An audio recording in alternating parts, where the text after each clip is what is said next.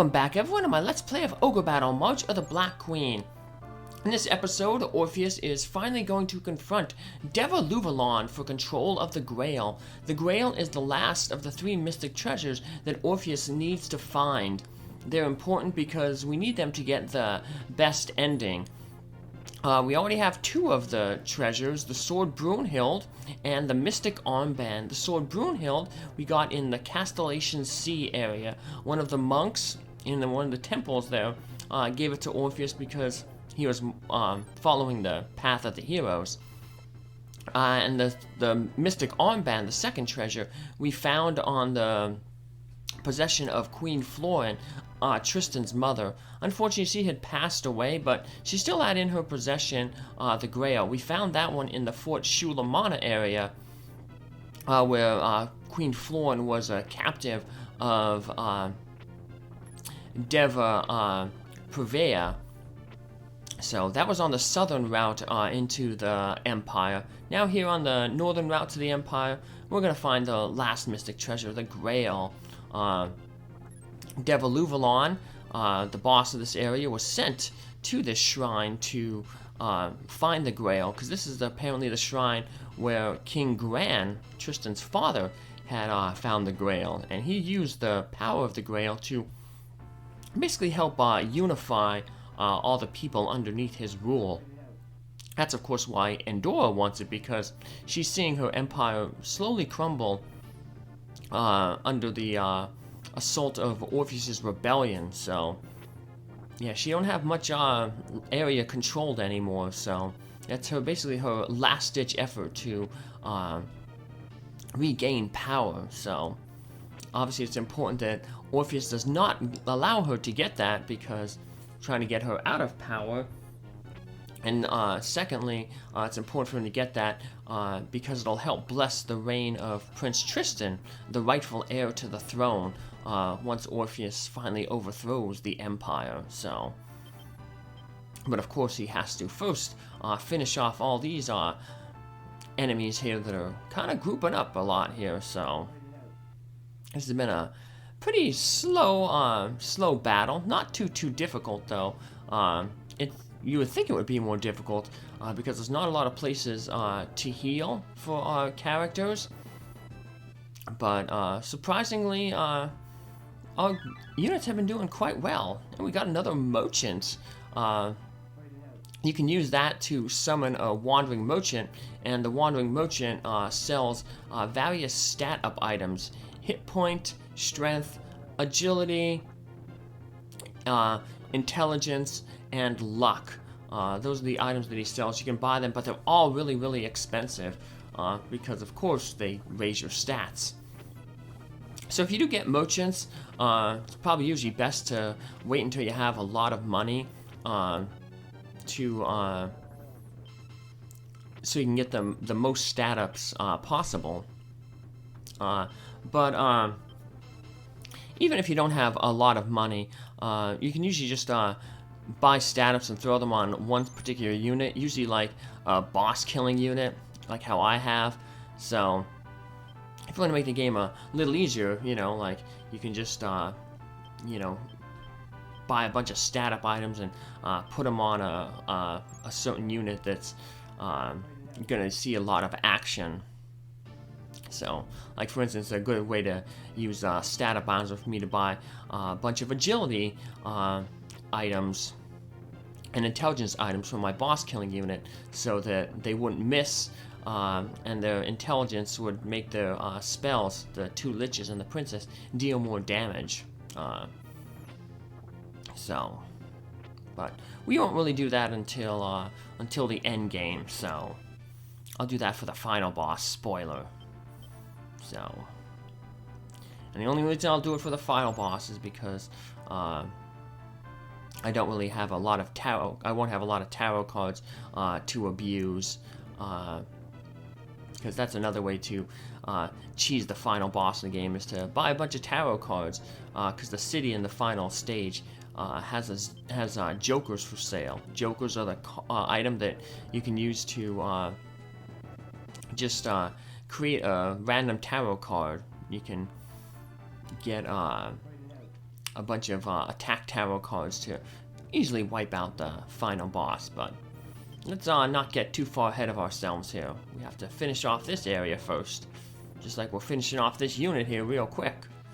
Our Sylph's doing really good there. Always putting on, if you have Sylphs in your thing, always try to start the battle with tactics on weak, because the Sylph is pretty much guaranteed to go first.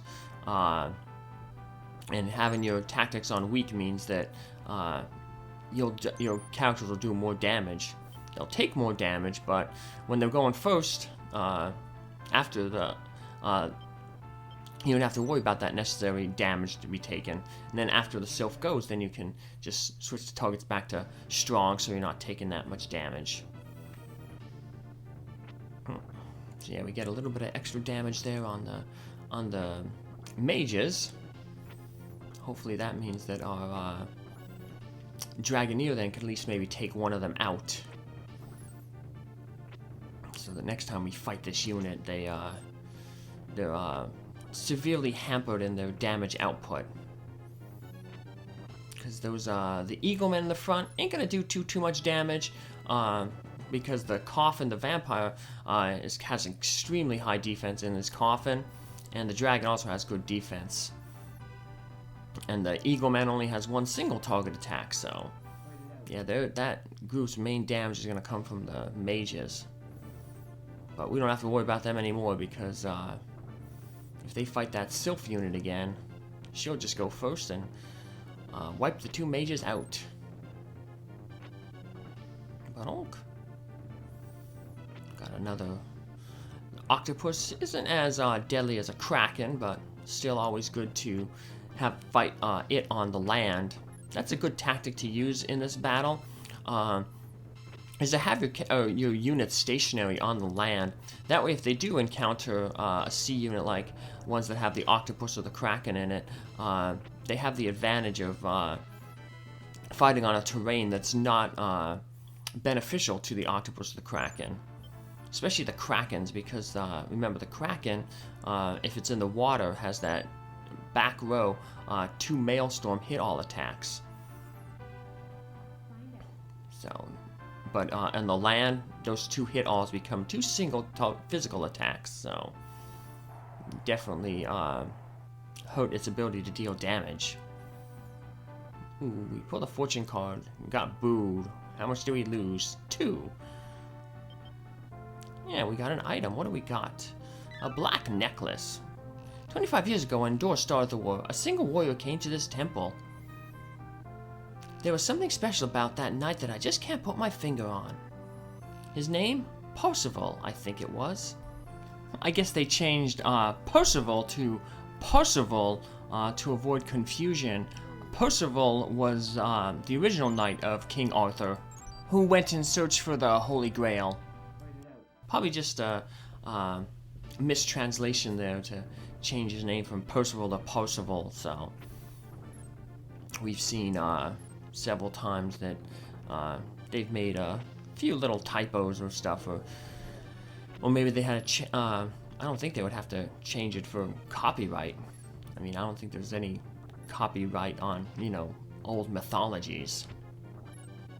So usually, like the author's unknown, I don't think there's copyright when there's like an unknown author, or even if the author is known, there's like copyright laws that certain things go into public domain after so long after the original author's death or creator's death.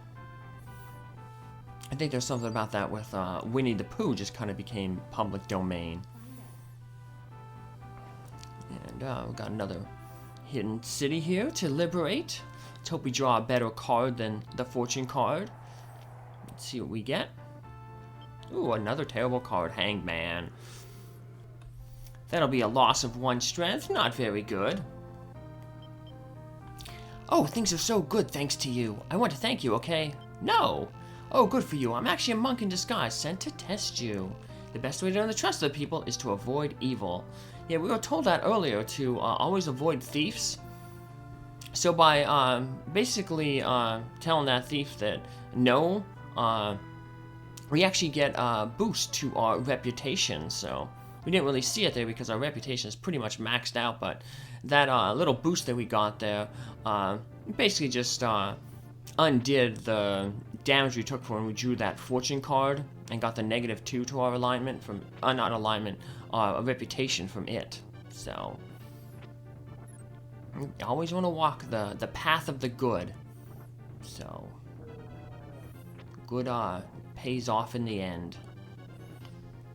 Always do the harder right rather than the easier wrong.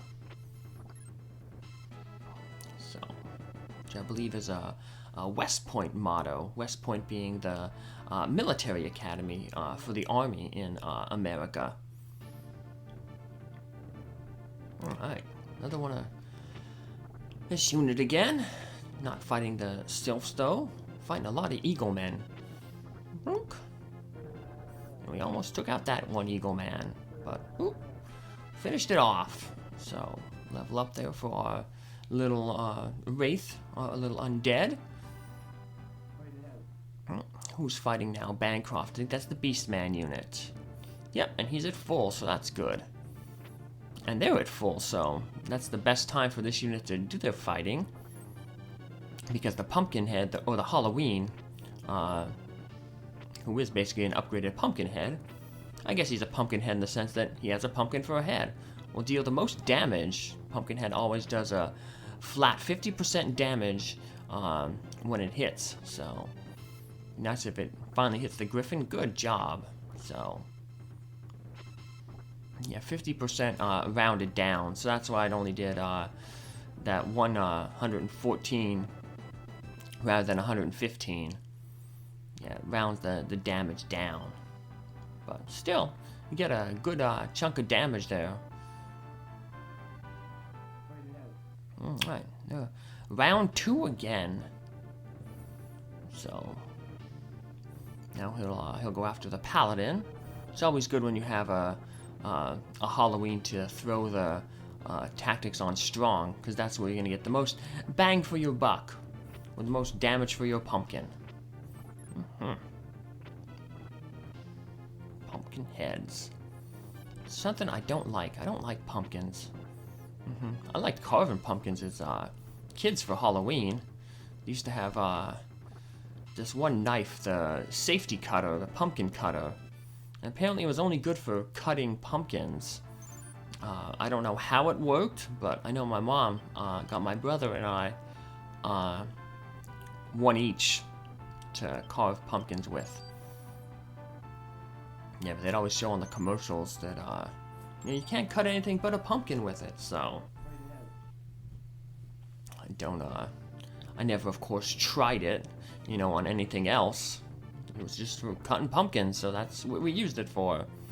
So, I always find it funny when you see products that have weird warning labels on them, or, funny labels on them. So we always used to laugh at G.I. Joe's, because the artwork on the G.I. Joe action figures, they have like the soldiers, the G.I. Joes, or the Cobra guys, shooting their lasers and stuff, their gunshot lasers. And the box, the label on the box said, toys, guns do not actually shoot lasers. As if like somebody really thought that, but obviously somebody must have thought that, because why else would they put that label on it, or just, thinking of the Hitchhiker's Guide to the Galaxy. There's a scene where there's supposed to be idiot-proof glass that's not to be broken. It's like idiot-proof, like no one can break it, but the one character's like, they've underestimated the ability of idiots, and he ends up breaking the glass to escape something. It's been a while since I read that book. I read it on when I was working in a plastics plant, Allied Signal. For 2 summers, I worked there while I was in college through Manpower. Manpower is basically a temporary hiring agency that, hired folks to, work at jobs that needed, contractors or short-time employees to fill a need during a busy season. So during the summer, this plastics plant usually needed workers, and it's a good way to get your foot in the company. My cousin actually works there now. He's been working there for probably over a decade, maybe even longer. But he actually started out as a temp, working at summer jobs through the Manpower agency. But you got kind of a few frequent breaks in that area, so I'd always take my book with me, and I'd read it during the breaks. So, because a lot of your work was really dependent on how other people were working. So, usually the temps obviously couldn't run the machines that were making the big plastics. So if you were a temp, you were usually either put on the floor making deliveries, or in the shipping department boxing up the plastics that were delivered. Because basically in that one, all you needed to do was know how to run a banding machine and move stuff onto pallets and a pallet jack. So it was basically unskilled. And then on the floor, after the big rolls of plastics were taken off the machine with a crane, they were put on these carts, and you rolled the carts over to the shipping department. So if you were on the floor, alternating between several machines, if there was nothing going on, because all the machines are in the middle of their rolls, some rolls will take, maybe an hour to do. You had time to just kind of relax and, read. And the same thing with shipping. If you were in the shipping department and they weren't shipping products over to you, you're just waiting for products to come over. So it was one of those jobs that could be, feast or famine, depending on the type of rolls that were being made, and the type of, how many machines are running at the time. So if you had a bunch of machines running and they were all making quick rolls that maybe only took half an hour to run through a cycle, you might be getting swamped because you're working between, say, 4 machines, delivering their product or boxing up for their products. Other days, they might be running only 3 machines, and the machine runs might take, an hour or something. So, but my cousin who works there, he mainly works now in the one thing that always ran the machine slow. It was the machine that he ran. We called it the clean room. That was its nickname, because you had to be really, really clean in that room. You almost had to wear kind of like a hazmat suit. You'd put a suit on over your work, and the rubber gloves and rubber booties on. And the thing was separated from all the other machines and had a protective plastic barrier doorway, because all the plastic that was made in that area was for medical stuff. So it had to be very clean, had to be basically perfected. So they had to run it really, really slow so that, there was no defects in the plastics. General Luvalon is said to be the best swordsman of the 4 devas. It's also said that he bathed in dragon's blood and is now invincible. Would you like me to use my magic to find Luvalon's weakness? No. Yeah, they don't have a thing here. But... oh, I see. Oh, well. His weakness is fire. So yeah, it's a waste of money to ask for that weakness. Plus, remember, your characters automatically know what the weaknesses are of enemies. So, when we send in our Boss King unit, the Princess, the 2 Liches, and we set it for leader, the tactic to be leader, they will automatically, the computer automatically knows the enemy's weaknesses. So, yeah, the Liches will automatically use their best fire spells. In this case, the fire storm spell to attack the general. So, yeah, learn the general's weakness. not really important. But I know I mentioned the Percival myth of the Grail. The general, Deva Luvalon there, who is also, I guess, a general, sometimes they're kind of interchangeable, kind of reminds me of the Norse myth of Sigurd. Sigurd was a Norse hero who killed the dragon Fafnir. We have a sword, Fafnir. It's a black sword, plus 20 strength, plus 4 int. Maybe it's probably named after the dragon Fafnir. But Sigurd killed this dragon. He basically, when the dragon was going to get a drink, he dug like a channel and a bunch of holes, and he hid in one of the holes. So when the dragon kind of crawled over him, he stuck his sword up into the dragon's belly, into his heart, and all those holes, basically, those holes.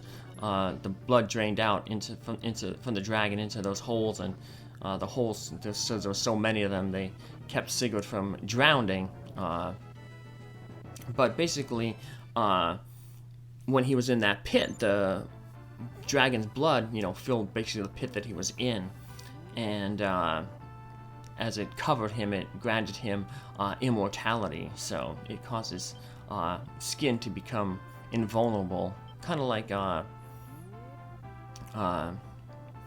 similar to Achilles, who was dipped in the river Styx, but was held by his Achilles tendon. So that's why his only weakness was his Achilles tendon. So kind of similar, myth, I guess, in the structure that a hero gets put in some magical liquid and gains invulnerability because of it. But we'll learn eventually that that myth may not be entirely true about General Luvalon bathing in the dragon's blood, because we'll learn from some other cities that the dragon's blood, who he apparently bathed it in, was the dragon Bythalth, and that was the dragon that Fogel was said to have defeated back at Shegold, and that the dragon's curse, when he defeated it, ended up splitting the island. So maybe it was a different dragon that he defeated.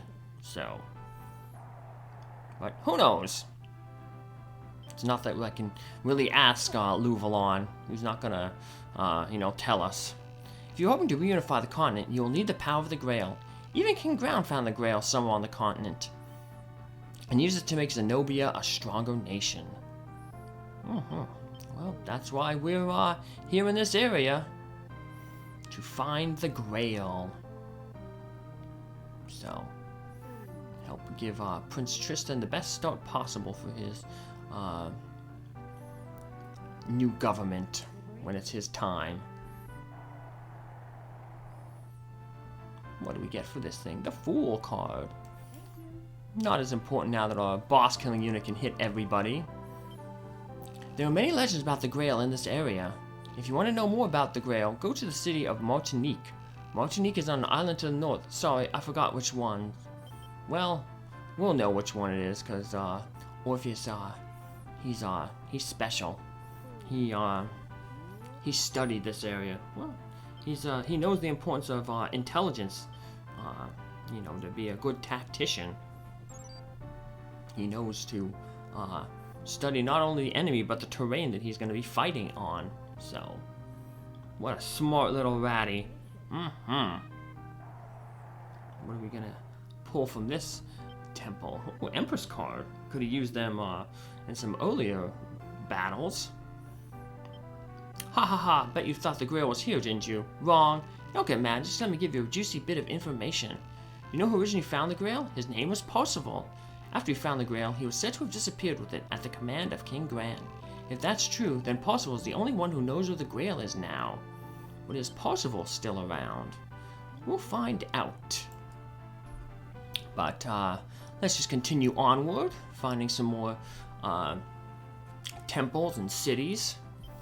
We only have one more unit left to go, and they're healing up here at the boss's area. They keep retreating. Boo. Although I can't blame them. We've retreated several times, our own units. They're playing smart. Orpheus doesn't like that. Orpheus likes it when he's smarter than the enemy. Ah, and this time it actually gives us a bonus. What do we get? +2. There's little reason to take this area, politically or strategically, and yet Hasdor has sent one of the 4 devas here. Do you know why? There can only be one reason indoors after the Grail. She probably wants to use it to restore what is left of her empire. Well, we can't let that happen. So, let's keep on. Keep it on. Let's keep making progress, unlike that Eagle Man unit who just wants to hang out there. Yeah, we found another city. Let's take that city over, liberate it. And let's see where that Eagle Man's gonna go. At least this way, if it goes south, we can move Melania's unit there to flank it, to block it off if it tries to retreat. Priestess healing card. Healing is always good, especially if your unit doesn't have a cleric in it. It said the King Gran of Zenobia found the Grail in the Shrine of Clulin. Gran took the Grail back to Zenobia and used it to rule his people. No one alive has ever seen the Grail, and no one is sure if it even exists. Well, usually myths have some truth to them, so can't hurt to look. Alright, now let's move the unit over here. Let's finish off this Eagle Man unit. And I think we're positioned good that he won't be able to retreat back to the Imperial home base. This should be obviously this will be the last battle, so we'll put our tactics on weak to try to finish this unit off. Do as much damage as possible. So, it may hurt, like I said, it may hurt our characters, they'll take a little bit of extra damage, but we want to try to finish this unit off. Oh, that miss by the Samurai Master pretty much sealed the deal that we're not going to be able to finish this unit off, but we'll deal quite a good bit there. So yeah, now if they would have just not healed for a few less seconds, we would have finished them off there. So what, they had like 24 hit points left on the leader, so that's about 12 seconds. It's usually about 2 hit points a second. And here's that town that we were told to go to learn more about the Grail. So let's see what they're going to tell us. Moon, and now we have a little bit extra time to get cities. Since long ago has been said the Grail possesses amazing power. It looks like an ordinary cup, but for some reason just looking at it calms the heart. Every time someone creates a new government, they want to use the Grail. Unfortunately, this has caused many wars throughout history. Well, that's not good. I mean, it's kind of causing a little bit of a fight right now, but this was a fight that we'd be doing anyway to take back the land that the Imperials took over, so Adonk. And that'll be it for that Eagle Man unit. So now all we have to do is take out General Luvalon. Thankfully, though, he does not challenge Orpheus to a duel. Even though Orpheus has, you know, those pumped up stats, he only gets 2 attacks from the front row, 1 attack from the back row, so yeah, not really good in a fight. So one-on-one combat, yeah, definitely would probably go to Luvalon, but he decides instead to have his unit fight Orpheus's unit, or one of Orpheus's units, so. And of course it'll be the boss killing unit with the princesses and the liches. So, General Luvalon has like an honor guard of samurais, which is weird. You figure he would go with like samurai masters, they'd be a little bit stronger, have more attacks in the front row. The back row samurai will have the same Inanuki attack, but samurai masters have 3 front row attacks. Regular samurais only have 2, so his unit isn't all that effective. Not as good as it could be. Deva Luvalon is one who killed the dragon of all dragons, Bythouth. He bathed in Bythouth's blood and that has made him invincible. But Bythouth was said to be killed by Fogel, as I said. So, who knows? But the point is, he is the strongest of the 4 devas. He is the highest level, level 26. He's also the nicest, in terms of alignment. So he's kind of a gentleman, so. The honorable warrior. So the High Monk couldn't stop you. You're quite strong. But we'll see how you can do against me. You won't be able to take me as easily as you did him. Today, we battle for the Grail. Oh, earlier we got a Notice Sword, Thunder Sword, plus 15 strength, plus 3 int. So we'll start off with a Magician card. That is a fire-based card. So that'll deal the most damage to Luvalon of all our tarot cards. See how Liches automatically use the spell that will deal the most damage? In this case, Firewall. And there goes the Samurai Guard. Not going to take too much damage from Starlight, even if it would have hit because, like I said, he has high alignment. So, that being that white magic attack, not going to deal too much damage to him. So, yeah, only 18. But the Firewall, on the other hand, that hits him, that'll finish him off. But, even in defeat, he is an honorable character, and he will give us a sword. I'm glad that I can meet warriors as strong as yourself. Please take this sword. It is fit only for victors. Goodbye, gentlemen. We got the Blitzen sword. That is a... trying to find it here on my notes. It is a black sword, plus 11 strength. So... he's kind of like Odin from Final Fantasy Legend 2, where he kind of just... he was glad that his final fight was against, the strongest warriors around. So, but we got the sword off of him, but not the Grail. Where can we find the Grail? I guess we'll have to find out in our next episode when we revisit the area. Take care, have a good day. Thanks for following along. Bye.